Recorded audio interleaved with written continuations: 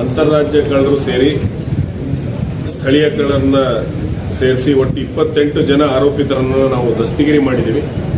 ಒಟ್ಟು 52,93,900 ರೂಪಾಯಿ ಮೌಲ್ಯದ ಕಳವಾದ ಸ್ವತ್ತು ಮತ್ತು ಜಾನುವಾರುಗಳನ್ನು ಜಪ್ತಿ ಮಾಡಲಾಗಿದೆ.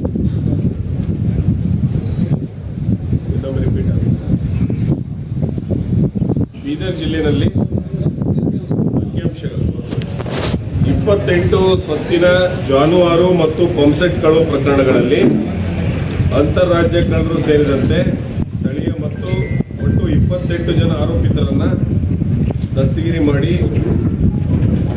ಒಟ್ಟು 52,93,900 ಮೌಲ್ಯದ ಕಳವಾದ ಸ್ವತ್ತು ಮತ್ತು ಜಾನುವಾರುಗಳನ್ನು ಜಪ್ತಿ ಮಾಡಿದ್ದಾರೆ.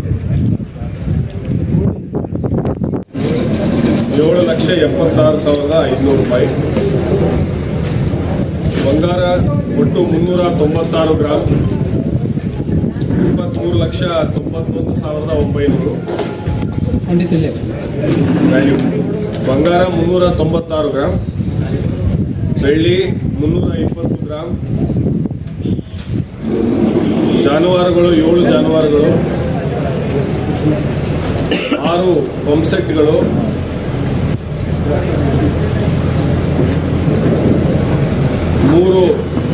4 ಚಕ್ರದ ವಾಹನಗಳು, 4 ದ್ವಿಚಕ್ರದ ವಾಹನಗಳು,